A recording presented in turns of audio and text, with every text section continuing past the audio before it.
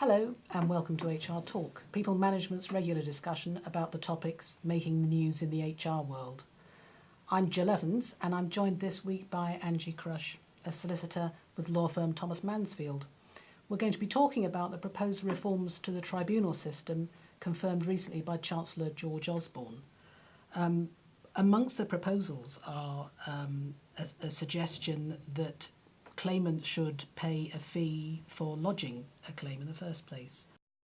Do you think imposing a fee on claimants will deter vexatious claims? I think it will deter vexatious claimants. However, I also think it will deter some very genuine, worthy claimants. Mm-hmm. The fees that are being proposed are in the region of £250 for issuing a claim and £1,000 for actually setting a claim down for a hearing. Now, clearly, to some people that won't be a problem, but to others, £250 is a large amount of money to find. And the concern is that it will stop certain people being able to access justice.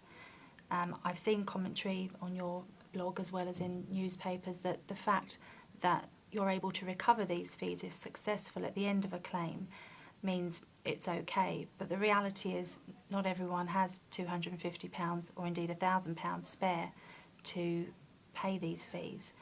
And I think it remains to be seen when the actual fee scales are published and also the exemptions are published as to whether these concerns have been addressed. Right. Perhaps now would be the right time to actually consider the timings involved here. We had the announcement around about the time of the Conservative conference. Since then, a consultation paper has been confirmed, which is due to come out at the end of November, I believe. Yeah, I think they start consulting on the fee level and the proposal in general in November this year. Mm-hmm. And originally it was envisaged that the fees would come in April 2013, Mm-hmm. but a recent Ministry of Justice paper suggested that actually it would be December 2013 that the fees would be imposed.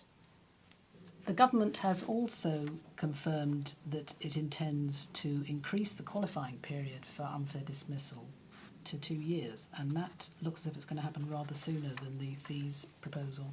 Yeah, that's due to come in April 2012, so much sooner than the fees proposal.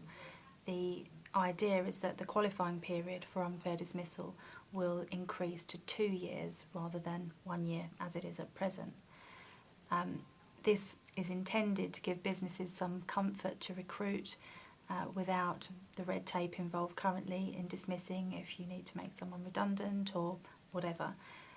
Of course, a while ago we already had a 2-year qualifying period in the UK for unfair dismissal claims, and then in the approximately year 2000 the Seymour Smith case was taken to the House of Lords to say that this discriminated against women because women were far less likely to be able to satisfy that qualifying period.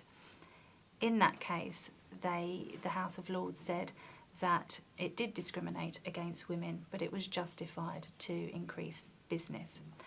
Of course, when the case was decided, the new law was already in place, reducing the qualifying period down to 1 year, and that may have influenced the decision somewhat.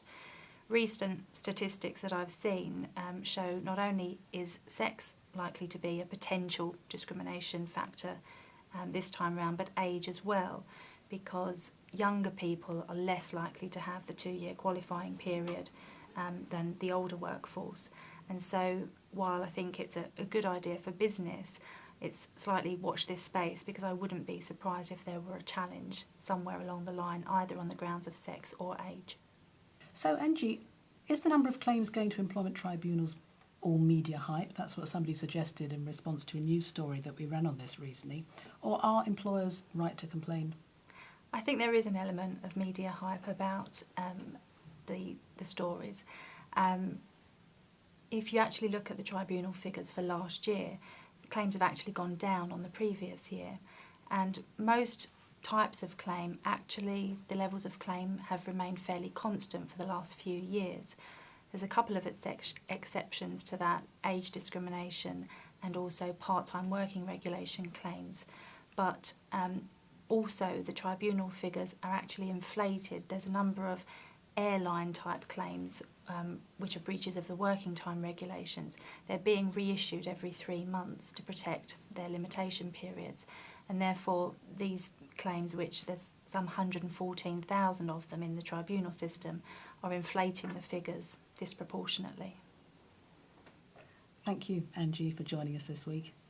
And if you want to know more about this topic, go to peoplemanagement.co.uk. And until next time, goodbye.